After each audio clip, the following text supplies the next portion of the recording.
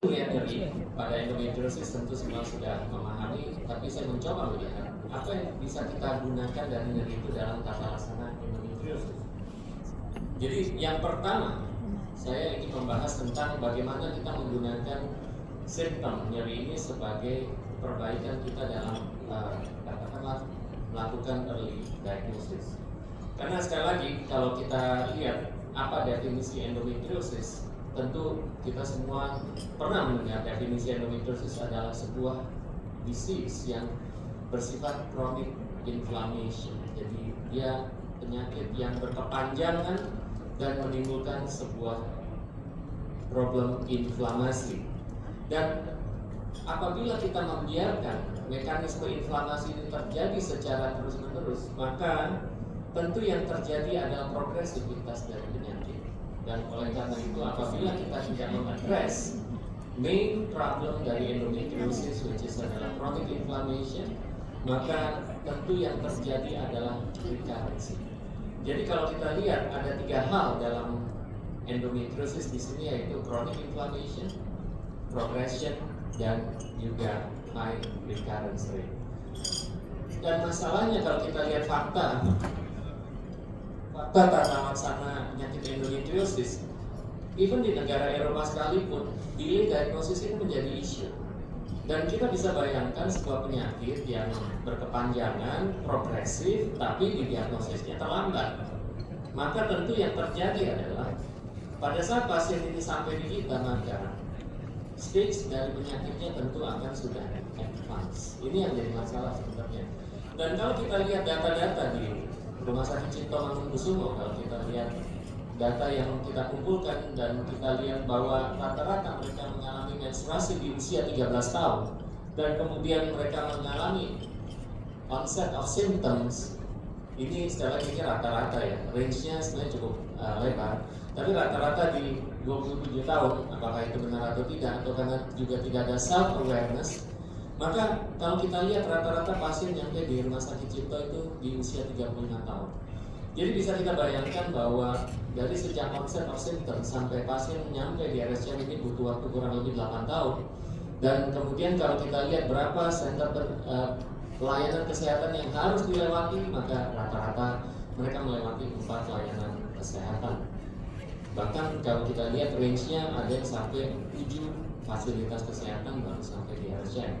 Dan kalau kita lihat apa yang kita temukan di RSCM rata-rata pada pasien penderita endometriosis, yang paling utama saat ini kalau kita lihat kunjungan di poli rawat jalan endokrin adalah adenomyosis. Dan kalau kita kembali kepada pathogenesis adenomyosis, ini adalah merupakan sebuah pertanda bahwa terjadi sebuah chronicity dan progresif. Kenapa? Karena adenomyosis adalah merupakan manifestasi dari terjadinya apa yang disebut sebagai repeated tissue injury and repair, atau kita kenal sebagai retire. Jadi kalau sampai orang ada adenomyosis atau ada deep endometriosis, maka udah pasti ini ada pembiaran dari endometriosis yang sehingga chronicity ini dibiarkan dan progresivitas ini terjadi. Nah, ini yang saya ingin sampaikan. Jadi makanya early diagnosis menjadi sangat penting, karena dengan melakukan early diagnosis maka kita bisa melakukan early intervention untuk mencegah progresivitas dari penyakitnya. Dan masalahnya, ini mohon maaf kelihatannya karena masuk ke laptop yang lain semua settingnya berubah, jadi kurang nyaman untuk dibaca. Jadi bisa kita lihat bahwa diagnosis pada endometriosis ini menjadi challenge, karena sekali lagi banyak sekali false information. Ya, kita lihat di lapangan terus terang banyak informasi yang tidak bisa membedakan antara primary dysmenorrhea dengan secondary dysmenorrhea.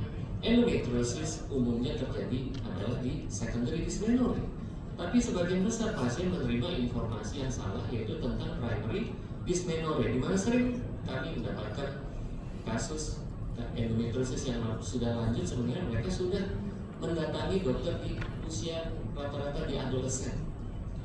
Isu endometriosis di adolesen ini sangat katakanlah ramai diperbincangkan, karena justru di adolesen ini paling susah endometriosis itu didiagnosis. Kenapa? Karena problemnya pertama ada dari biological endometriosis phenotype itu sendiri yang memang menjadi variatif simptomnya, dan juga masalahnya ignoransi dari si pasien itu sendiri dan lingkungan sekitarnya, dan yang paling parah ignoransi dari health providers. Ini sudah diteliti dan memang data-datanya ada.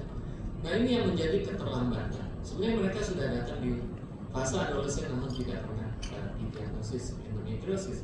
Apalagi kalau mungkin yang masih zaman dulu presiden mempelajari tentang endometriosis, maka dulu kita didoktrin bahwa endometriosis harus didiagnosis secara definitif menggunakan histopatologi. Ini jadi masalah. Karena apa? Untuk mendapatkan spesimen biopsi maka kita harus melakukan tindakan invasif terlebih dahulu. Ini yang menjadi masalah karena akses untuk mendapatkan layanan prosedur invasif seperti itu tidak bisa dimiliki oleh banyak orang. Belum lagi semuanya belum tentu dapat melakukan tindakan yang baik dan mengambil biopsi dengan baik dan mengenali jaringan endometriosis dengan baik. Ini menjadi masalah. Itulah kenapa berkontribusi pada delay of diagnosis, dan problemnya apabila kita membiarkan delay of diagnosis terjadi, maka quality of life jelas akan sangat-sangat turun. Saya mendapatkan pasien endometriosis yang di kantornya dia sampai kehilangan kesempatan untuk naik jabatan gara-gara setiap bulan dia harus leave gara-gara dysmenorrhea. Dan ini sangat-sangat menyedihkan karena karirnya menjadi sangat terhambat hanya gara-gara dia terpaksa harus leave setiap menstruasi hari pertama dan hari kedua.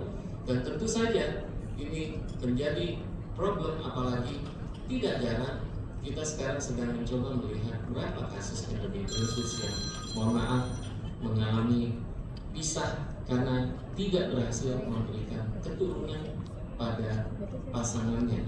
Ya, kita bisa melihat bahwa angka perceraian pada kasus endometriosis menjadi cukup meresahkan.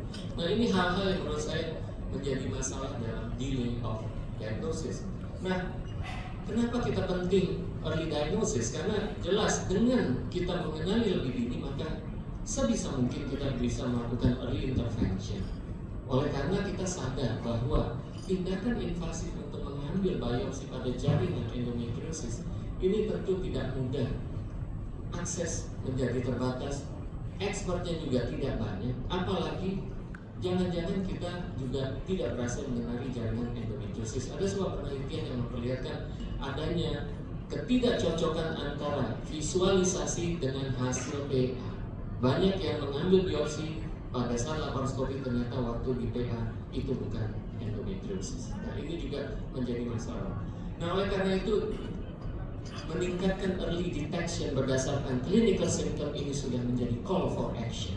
Ya, jadi para ahli sudah bilang jangan sampai terlewat ada pasien yang datang dengan masalah dysmenorrhea lalu dianggap tidak endometriosis hanya karena kita tidak berhasil menemukan adanya lesi endometriosis. Oleh karena itu Profesor Cangkrok menyatakan apabila ada seorang perempuan usia muda datang ke ruang praktek dengan masalah dysmenorrhea sekunder, anggap saja dia endometriosis sampai terbukti bukan, dan lakukanlah empirical treatment instead berpikir untuk membuktikan adanya keberadaan endometriosis dengan imaging atau apalagi melakukan biopsi.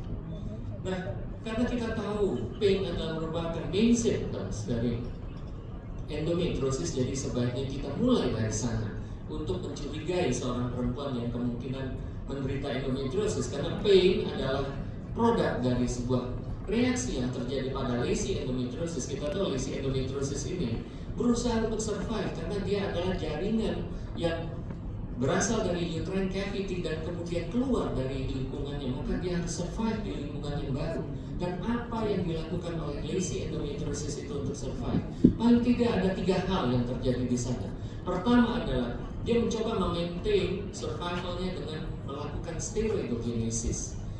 Bagaimana cara dia melakukan steroidogenesis? Maka steroidogenesis ini akan menghasilkan estradiol secara de novo di dalam intralesi endometriosis yang nantinya kemudian akan mengaktifkan reaksi inflamasi apabila estrogen ini berikatan dengan estrogen reseptor beta, dan ternyata reaksi inflamasi ini akan memicu terjadinya steroidogenesis, jadi seperti lingkaran setan. Dan sebenarnya estrogen itu sendiri dapat dihambat dengan kerja progesteron. Akan tetapi dengan lihainya endometriotic lesion ini mencoba untuk menekan ekspresi dari progesteron reseptor, makanya ada 3 hal yang terjadi pada lesi endometriosis, yaitu steroidogenesis, artinya sintesis estrogen de novo. Yang kedua adalah memicu terjadinya progesteron resistance, dan yang ketiga adalah terjadi inflamasi. Dan ini menimbulkan sebuah lingkaran setan yang tidak akan terputus, dan jelas nyeri akan menimbulkan pain yang seharusnya bisa kita tangkap untuk masuk sebagai early diagnosis. Masalahnya, inflamasi ini bukan hanya sekedar memicu aktivitas dari serabut-serabut saraf nociceptive. Problemnya adalah akan terjadi apa yang disebut sebagai neuroinflammation. Serabut sarafnya akan mengalami inflamasi. Ini yang seringkali kita ignore. Kita sangka nyeri ini hanya berasal dari aktivitas endometriosis yang mengaktifasi sistem serabut saraf nociceptive dan ditangkap di talamus sebagai rasa nyeri. Ternyata inflamasi yang berkepanjangan ini akan memicu terjadinya kerusakan serabut saraf, dan ini akan menimbulkan sekali lagi kerusakan pada serabut saraf perifer, sehingga menjadikan threshold pain itu menjadi sangat rendah. Sehingga makanya kita bisa lihat orang-orang dengan endometriosis yang sudah jangka panjang. Apa yang dimaksud dengan threshold pain ini menjadi sangat rendah? Maka even stimulasi yang sebenarnya tidak menimbulkan nyeri akan dipersepsi sebagai nyeri, sehingga terkesan pasien yang sudah mengalami chronic pain itu bukan berarti bahwa reaksi inflamasinya masih jalan, akan tetapi threshold pada nociceptive reseptor yang ada pada serabut saraf nociceptive ini thresholdnya menjadi sangat rendah.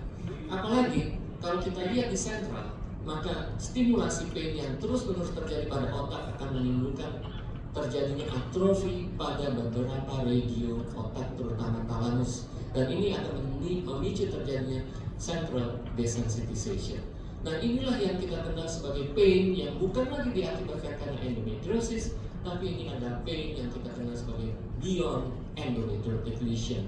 Dan tentu penanganannya bukan dengan mengangkat kistanya, bukan mereseksi adenomiosisnya atau mereseksi DIE-nya, tapi kita harus memperbaiki problem pada serabut saraf perifer dan juga central desensitization. Ini yang terjadi apabila terjadi masalah yang kronik.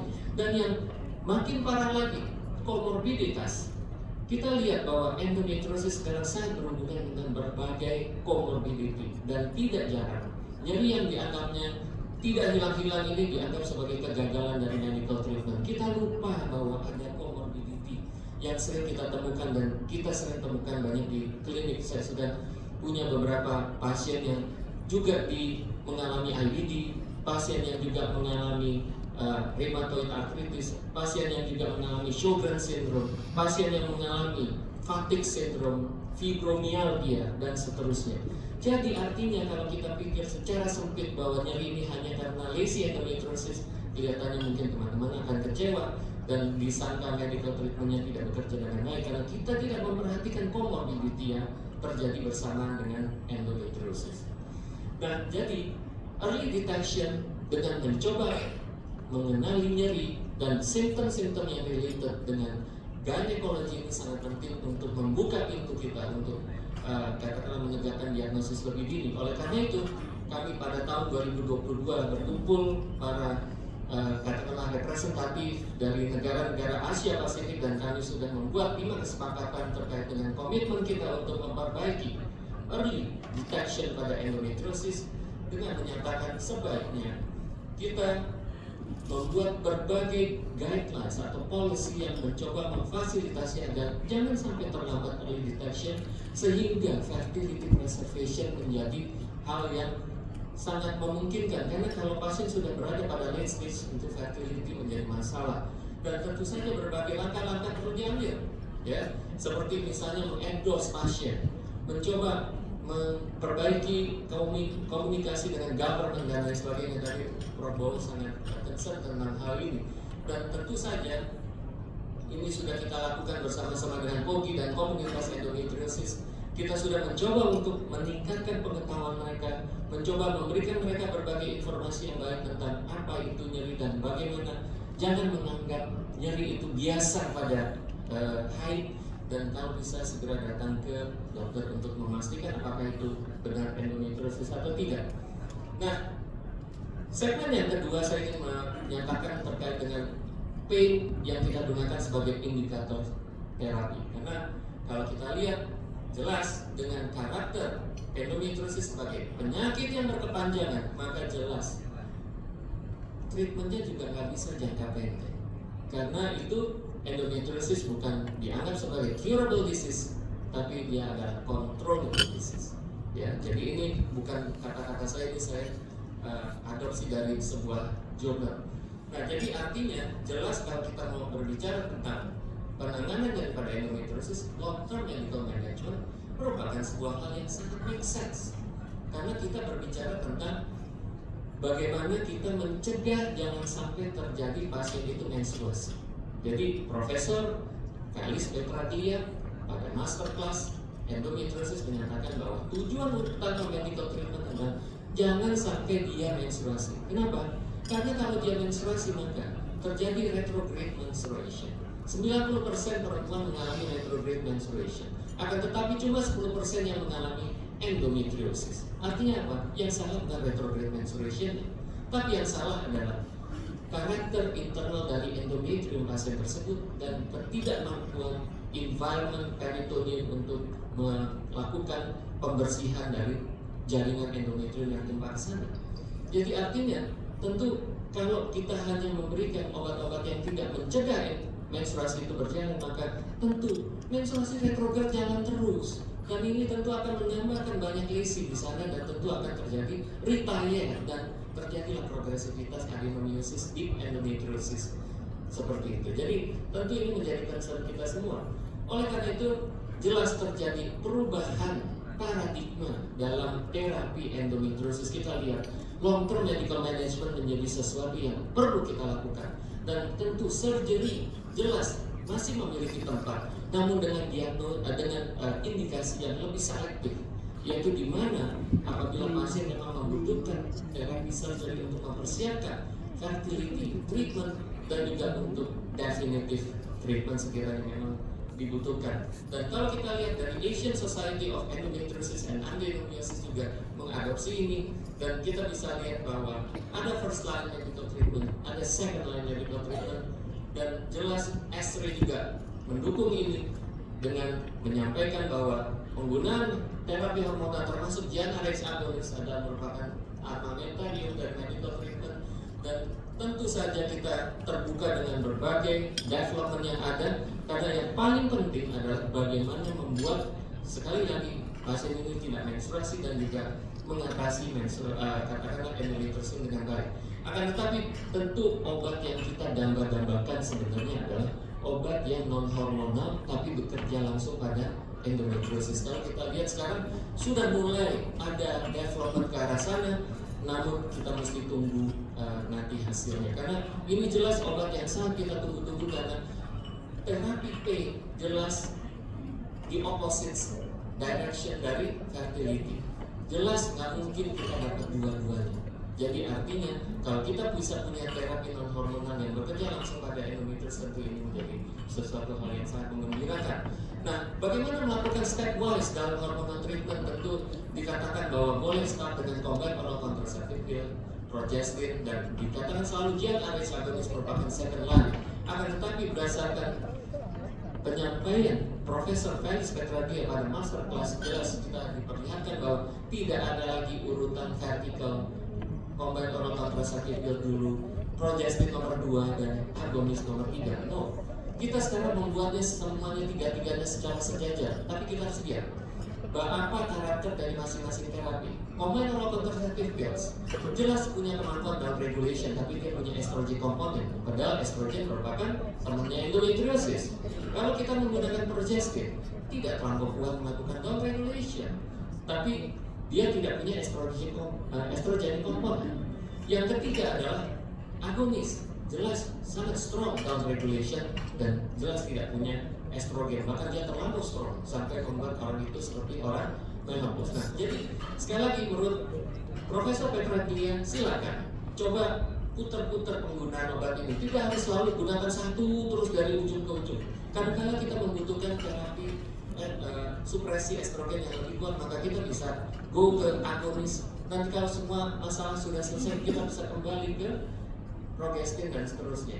Jadi sekali lagi kalau kita lihat agonis, tentu masalahnya dia membuat menjadi pseudomenopause, estrogen menjadi sangat rendah. Nah, sehingga menjadikan penggunaan agonis menjadi limited karena tentu tidak mungkin kita membiarkan pasien estrogennya sangat rendah. Sekarang kita membuat pasien yang long term medical management itu estrogennya berada pada apa yang dikenal sebagai window of therapy. Kita lihat agonis yang terkini jelas merupakan sebuah mekanisme manipulasi dari dekapeptida GnRH, di mana restriction site ini akan diubah-ubah asam aminonya.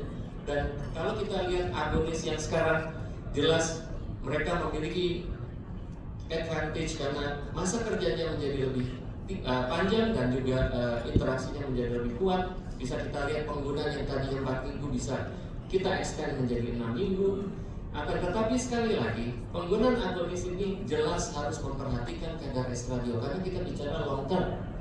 Nggak mungkin perempuan dibiarkan estrogennya berada di kondisi postmenopause secara jangka panjang. Oleh karena itu penggunaan ADPEG terapi kalau sekiranya memang dibutuhkan, saya dan kebetulan rekan saya Dr. Kemal punya pasien yang jelas nggak bisa diberikan progestin, pasti kacau. Dan sampai saat ini pasien ini sudah berada di dalam terapi agonis sudah hampir lebih dari 6 bulan dan kami sudah mulai menggunakan ADPEG, tapi pasiennya tenang ya. Dan sekarang juga akan muncul development obat yang baru yaitu GnRH antagonis plus ADPEG. Jadi jelas di sini kelihatannya peran dari GnRH sudah mulai kelihatan.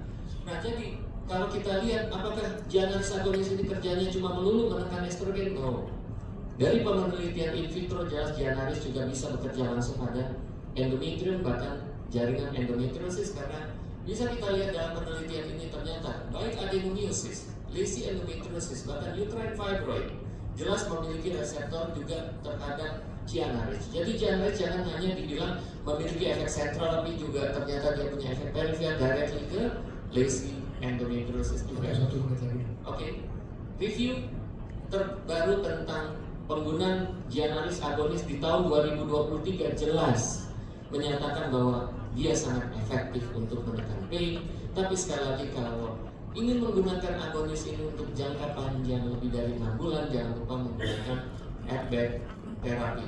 Saya hanya dalam 2 slide terakhir saya ingin memberikan pesan pada teman sejawat sekalian. Ini adalah guidelines yang sering kita lihat. First line medical treatment, second line surgical treatment. Apa yang menyambungkan setelah medical treatment dan surgical treatment? Failure. Sekarang apa sih yang disebut failure? Tidak ada yang saya lihat dari setiap guidelines mau S-ray, ASEA, segala macam, tidak ada yang memberikan definisi what is the meaning of failure of medical treatment. Maka saya mencoba membuat sebuah step ladder approach apabila kita ingin melakukan follow up pada long term medical management, dan ini belum ada di mana-mana. Kita kembangkan di RSCM. Jadi apabila kita ingin melakukan apa yang disebut sebagai long term medical management, maka first step yang harus kita lakukan adalah menilai apakah kita berhasil menempatkan estradiol level pasien itu pada therapeutic window. Itu yang pertama. Lalu yang kedua, dengan kita menempatkan estradiol level itu di therapeutic window, apakah kita berhasil menekan aktivitas endometriosisnya? Katanya kalau kita taruh estradiol level itu di therapeutic window, maka katanya dia berhasil menekan aktivitas endometriosis. Dan yang kedua, estradiol tadi masih cukup untuk mencegah terjadinya osteoporosis. Nah, apabila kita sudah menilai aktivitas endometriosis dengan menggunakan marker tertentu, maka kemudian kita pastikan inflamasinya masih jalan atau tidak, karena kita tadi bicara tentang comorbidity. Comorbidity bisa memicu terjadinya reaksi inflamasi, tapi tidak dari endometriosis. Nah, apabila kita sudah melihat inflamasinya, maka baru kemudian kita lihat pain-nya. Karena tadi saya katakan ada beyond endometriotic pain. Jadi kalau CA 125-nya katakanlah sudah rendah, CRP-nya sudah rendah, tapi pasien masih pain terus, nah ini kenapa? Apakah jangan-jangan kita tidak ngeblok pain stimulation yang ada pada saraf peripheral atau central desensitization? Jadi Final word dari saya, pain bisa digunakan untuk membantu kita, hopefully adalah untuk memperbaiki early detection, dan yang kedua adalah sebagai indikator untuk long term medical management follow up. Terima kasih untuk perhatiannya. Wassalamualaikum warahmatullahi wabarakatuh. Terima kasih.